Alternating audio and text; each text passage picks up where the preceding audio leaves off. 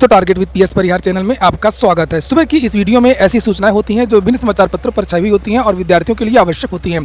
तो आइए शुरू करते हैं और देख लेते हैं कि आज के समाचार पत्रों में विद्यार्थी जीवन से संबंधित कौन कौन सी सूचनाएं हैं।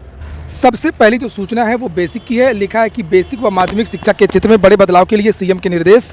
यूपी के 57 जिलों में मॉडल कंपोजिट स्कूल बनेंगे। श्रमिकों के बच्चों की गुणवत्ता परक शिक्षा के लिए अटल आवासीय विद्यालयों की स्थापना के बाद अब मुख्यमंत्री योगी आदित्यनाथ ने प्रदेश के 57 जनपदों में सर्व सुविधा युक्त आधुनिक मुख्यमंत्री मॉडल कंपोजिट विद्यालयों की स्थापना करने का फैसला किया है। सभी 75 जनपदों में एक एक कंपोजिट विद्यालय को मुख्यमंत्री अभ्युदय कंपोजिट विद्यालय के रूप में उच्चीकृत किया जाएगा।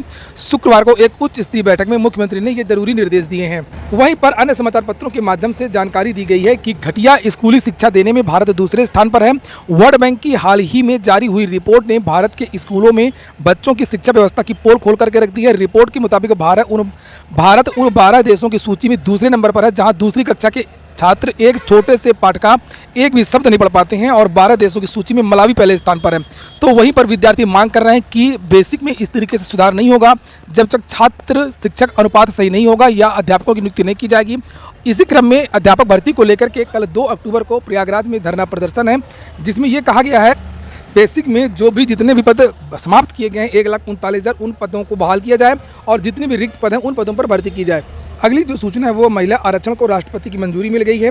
राष्ट्रपति द्रौपदी मुर्मू ने महिला आरक्षण को मंजूरी दे दी है। विधि मंत्रालय ने शुक्रवार को जारी अधिसूचना में यह जानकारी दी है। अब इस कानून को संविधान 106वां संशोधन अधिनियम के रूप में जाना जाएगा। तो ये अब किसी प्रतियोगी परीक्षा में भी पूछा जा सकता है कि कौन सा संविधान संशोधन है, तो 106वां संविधान संशोधन है।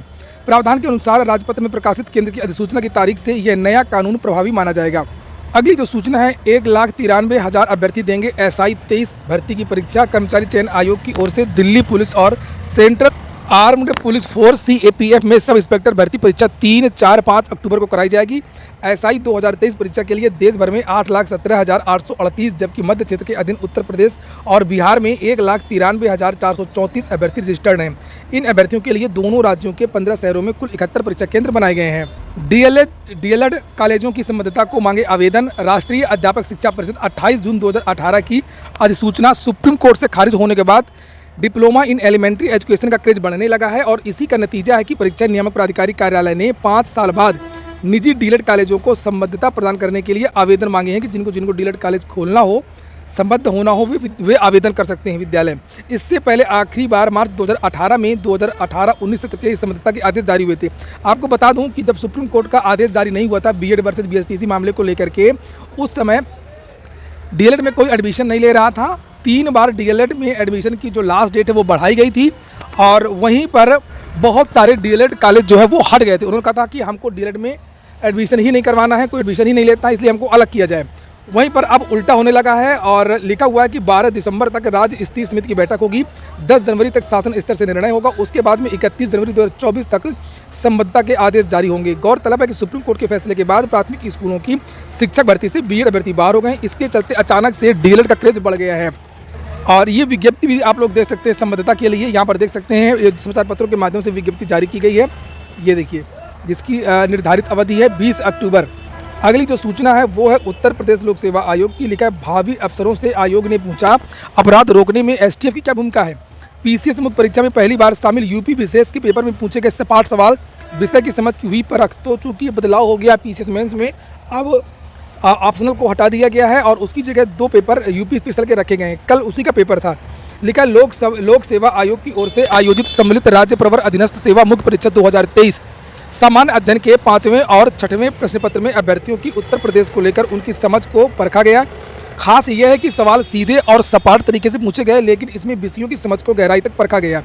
उत्तर प्रदेश लोक सेवा आयोग ने मुख्य परीक्षा से भी वैकल्पिक विषय को खत्म कर दिया है और इसकी जगह समान अध्ययन के 2 अनिवार्य प्रश्न पत्र शामिल किए गए। दोनों प्रश्न पत्रों में उत्तर प्रदेश पर आधारित 20-20 सवाल पूछे गए। हर पेपर में 10 प्रश्न लघु तथा 10 सवाल दीर्घ उत्तरी वाले थे। चूंकि इस समय STF चर्चा में भी है, आप लोग देख रहे होंगे समाचार पत्रों के माध्यम से, और लिखा हुआ है कि ऐसे में अभ्यर्थियों से STF की भूमिका के बारे में सवाल पूछा गया। गठबंधन की राजनीति में उत्तर प्रदेश के क्षेत्रीय दलों एवं उनकी भूमिका पर भी सवाल पूछा गया और कुछ अन्य सवालों के बारे में भी यहाँ पर अलग से जानकारी दी गई है। वही बात करें कि कितने विद्यार्थियों ने परीक्षा दी थी PCS मेंस की, तो लिखा है कि 94% उपस्थिति रही है। 26, 27, 28 और 29 सितंबर को परीक्षा प्रयागराज एवं लखनऊ के 8 केंद्रों में हुई, जिसमें 3852 अभ्यर्थियों को शामिल होना था और उनके एवज में 94% उपस्थित रही। परीक्षा में किसी तरीके की गड़बड़ी नहीं रही। अगली जो सूचना है वो समीक्षा अधिकारी की है। लिखा है, उत्तर प्रदेश सचिवालय संघ का प्रतिनिधिमंडल शुक्रवार को प्रमुख सचिव सचिवालय प्रशासन के रविंद्र नायक से मिला। प्रतिनिधिमंडल ने समीक्षा अधिकारी के खाली 600 पदों को पदोन्नति से भरने के लिए नियमों में ढील देने की मांग की है। बहुत सारी मांगें रखी थी और मांगें यहाँ पर नीचे लिखी हुई हैं कि संघ के अध्यक्ष अर्जुन देव भारती के नेतृत्व में मिले प्रतिनिधिमंडल ने समीक्षा अधिकारी का ग्रेड पे अब 4800 से बढ़ाकर के 5400 करने, पुरानी पेंशन बहाल करने, सहायक समीक्षा अधिकारी को आवासीय सुविधा देने और अंतिम वरिष्ठता सूची जारी करने और सचिवालय के हर भवन में एक शिशु सदन की व्यवस्था की मांग की है।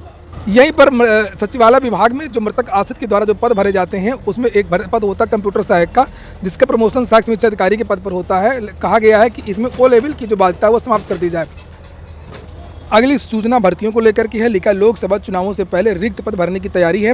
राज्य सरकार लोकसभा चुनाव से पहले सरकारी विभागों में खाली पदों को भराना चाहती है और इसके लिए विभागों से रिक्त पदों का ब्यौरा तैयार करते हुए संबंधित आयोगों को 15 दिन में भेजने का निर्देश दिया है। भर्ती प्रक्रिया जल्द पूरी करने के लिए ई अधियाचन के माध्यम से प्रस्ताव भेजने की व्यवस्था लागू की गई है। राज्य सरकार ने समूह ग के पदों पर भर्ती का अधिकार उत्तर प्रदेश अधीनस्थ सेवा चयन आयोग और समूह क व ख के पदों पर भर्ती का अधिकार उत्तर प्रदेश लोक सेवा आयोग को दे रखा है।